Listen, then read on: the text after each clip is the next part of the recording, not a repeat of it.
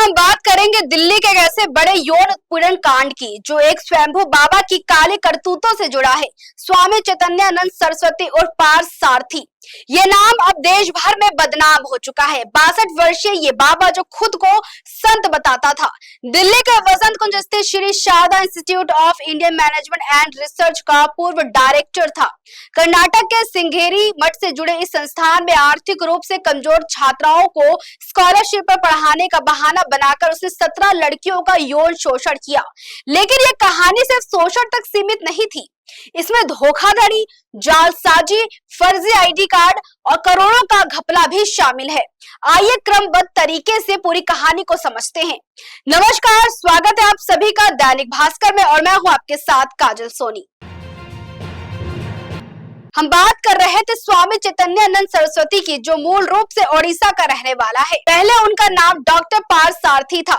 लगभग 12 साल पहले उन्होंने खुद को संत घोषित किया और गेरुआ वस्त्र, रुद्राक्ष की माला माथे पर, त्रिपुट और आंखों पर सफेद चश्मा पहनकर आश्रम में रहने लगे। 2008 में उन्होंने श्रृंगेरी मठ की दिल्ली वाली संपत्ति पर कब्जा करने के लिए मठ के अटॉर्नी बनकर काम शुरू किया। लेकिन धीरे धीरे उन्होंने संस्थान का नाम बदलकर SRISIM कर दिया और खुद को डायरेक्टर बना दिया। आरोप है कि उन्होंने मठ की 3 अरब रुपए से ज्यादा की संपत्ति पर कब्जा करने की साजिश रची, जिसमें फर्जी दस्तावेजों से 40 करोड़ का घपला किया गया। मठ ने बाद में उनके खिलाफ धोखाधड़ी का केस दर्ज कराया है। ये पहली बार नहीं था जब चैतन्यानंद विवादों में फंसे। 2009 में डिफेंस कॉलोनी थाने में धोखाधड़ी और छेड़छाड़ का केस दर्ज हुआ। 2016 में वसंत कुंज थाने में एक महिला ने उन पर छेड़छाड़ की शिकायत की थी, फिर भी वे बचते रहे। खुद को बड़ा आदमी दिखाने के लिए वे अपने कमरे में वीआईपी और वीवीआईपी लोगों के साथ फर्जी फोटो लगाते थे और दावा करते थे कि वे संयुक्त राष्ट्र के परमानेंट एम्बेसडर और ब्रिक्स देशों के स्पेशल एनओए हैं। ये पूरा कांड 4 अगस्त 2025 को तब खुला जब भारतीय वायुसेना के एक ग्रुप कैप्टन ने श्रृंगेरी मठ को एक सीक्रेट ईमेल भेजा। ईमेल में उन्होंने अपनी बेटी के यौन शोषण का जिक्र किया। जी हाँ, इस ईमेल ने मठ को हिला दिया। मठाधीश श्री शंकराचार्य ने तुरंत संज्ञान लिया और दिल्ली पुलिस को शिकायत दर्ज कराई। पुलिस जांच में पता चला कि संस्थान में EWS स्कॉलरशिप यानी कि जो स्कॉलरशिप चल रही थी, स्कॉलरशिप पर PGDM कोर्स करने वाली 32 छात्राओं के बयान लिए गए, जिनमें से 17 ने सीधे स्वामी पर यौन उत्पीड़न के आरोप लगाए हैं। छात्राओं ने बताया कि संस्थान में दाखिले के समय उन्होंने मूल प्रमाण पत्र जमा कराए थे, जो कोर्स खत्म होने के बाद ही लौटाए जाते हैं। इससे वे फंस जाती थी और विरोध करने से डरती थी। जी हाँ, उन्हें डराया और धमकाया जाता था कुल मिला के। यहाँ आती है कहानी का सबसे घिनौना हिस्सा। स्वामी छात्राओं को रात में अपने क्वार्टर में बुलाते थे। वे अश्लील व्हाट्सएप और SMS भेजते थे, जैसे बेबी आई लव यू, या उनके बॉयफ्रेंड के से सेक्स और कॉन्डोम के इस्तेमाल के बारे में पूछते थे। विरोध करने पर फेल करने या फिर प्रमाण पत्र न लौटाने की धमकी देते थे। जांच में सबसे चौंकाने वाला जो खुलासा हुआ था वो ये था कि स्वामी ने गर्ल्स हॉस्टल के बाथरूम और कमरों में गुप्त CCTV कैमरे लगवाए थे, जो सीधे उनके मोबाइल से जुड़े थे। वे नई और युवाओं छात्राओं पर नजर डालते थे, उन्हें जाल में फंसाते और यौन शोषण करते थे।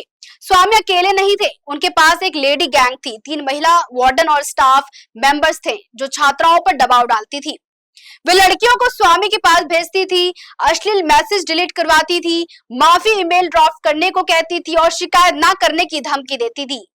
जी हाँ, होली जैसे त्योहारों पर छात्राओं को लाइन में खड़ा कर गालों और बालों पर रंग लगाते थे, जो असल में छेड़छाड़ का बहाना था। एक छात्रा ने बताया कि स्वामी ने टूर पर ले जाकर कहा, तुम बहुत सुंदर लग रही हो। पीड़िताओं का दर्द गहरा है। एक पीड़ित के दोस्त ने कहा उसे गिरफ्तारी से राहत है, लेकिन ये आधा सफर है। उनकी शारीरिक मानसिक चोटें स्थायी हैं। हमें प्रमाण पत्र, डिग्री और संपत्ति वापस चाहिए। उसे आजीवन कारावास मिले ताकि कोई और न सोचे। कैंपस में अभी भी डर का माहौल है क्योंकि स्वामी के ऊपरी स्तर के कनेक्शन है। 4 अगस्त को FIR दर्ज होते ही स्वामी विदेश चले गए। भारत लौटने पर उन्हें खबर लगी तो वे सीधे मथुरा पहुंचे। 2 महीने में उन्होंने 13-15 होटल बदले, मथुरा, वृंदावन, आगरा, फिरोजाबाद। फोन कम यूज करते, 3 मोबाइल और iPad बदलते, संत के कपड़ों में घूमते, फर्जी नाम से रूम बुक करते। पुलिस ने लुकआउट सर्कुलर जारी किया था। 27 सितंबर 2025 की रात दिल्ली पुलिस की स्पेशल टीम ने आगरा के ताजगंज स्थित होटल द फर्स्ट में छापा मारा। स्वामी कमरा नंबर 102 में स्वामी पार्थ सारथी नाम से ठहरे थे। शनिवार शाम 4 बजे चेक इन किया था। रात 8 बजे रूम सर्विस से खाना मंगवाया। रात 3:30 बजे 2 पुलिसकर्मी पहुंचे। रिसेप्शनिस्ट को बताया दिल्ली पुलिस है, बाबा के बारे में बताओ। बिना देरी कमरा नंबर मिला। 15 मिनट पूछताछ के बाद स्वामी को ट्रॉली बैग और हैंड बैग समेत बाहर लाया गया। वे सोते पकड़े गए। गिरफ्तारी के दौरान स्वामी के पास से 2 फर्जी आईडी कार्ड मिले, एक यूएन का परमानेंट एम्बेसडर, दूसरा ब्रिक्स का स्पेशल एनवॉय, साथ ही 3 फोन, एक आईपैड, फर्जी आधार कार्ड और विजिटिंग कार्ड, एक फर्जी यूएन डिप्लोमेटिक नंबर वाली लाल वोल्वो कार भी बरामद हुई है। पुलिस ने उनके खाते फ्रीज कर दिए हैं, जिनमें 55 लाख निकालने की कोशिश की गई थी। कुल 8 करोड़ से जुड़े अकाउंट सील किए गए हैं। 28 सितंबर को सफदरजंग अस्पताल में मेडिकल जांच के बाद पटियाला हाउस कोर्ट में पेश किया गया। पुलिस ने 5 दिन की रिमांड मांगी क्योंकि डिजिटल सबूत मिटाए गए हैं। पासवर्ड चाहिए। बचाव पक्ष ने कहा है कि वे साधु हैं, मधुमेह के मरीज हैं, कपड़े तुड़वाए गए हैं, दवा नहीं मिली है। सभी 16 बयान दर्ज किए गए हैं। हिरासत की जरूरत नहीं, लेकिन कोर्ट ने 5 दिन की पुलिस हिरासत दे दी है। पुलिस अब दिल्ली, उत्तराखंड, हरियाणा में जांच करेगी। राष्ट्रीय महिला आयोग ने भी संज्ञान लिया है। मठ ने उन्हें पद से हटा दिया है। पीड़िताएं कहती हैं गिरफ्तारी राहत है, लेकिन इंसाफ अभी भी बाकी है। दोस्तों का कहना है कि कैंपस में डर बरकरार है क्योंकि स्वामी के कनेक्शन मजबूत हैं। पुलिस जांच जारी है और उम्मीद है कि यह मामला मिसाल बनेगी। वहीं आज 29 सितंबर 2025 दोपहर 2:02 स्वामी चैतन्यानंद की गिरफ्तारी ने पीड़ितों को राहत दी है, लेकिन उनका कहना है कि असली इंसाफ अभी भी बाकी है जब उनकी जिंदगी पटरी पर लौटेगी। दिल्ली पुलिस इस मामले की गहन जांच कर रही है। क्या ये कांड समाज में बदलाव लाएगा? देखते रहिए दैनिक भास्कर।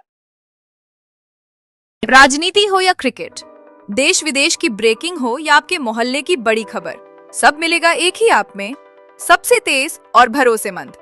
अभी डाउनलोड करें दैनिक भास्कर डिजिटल।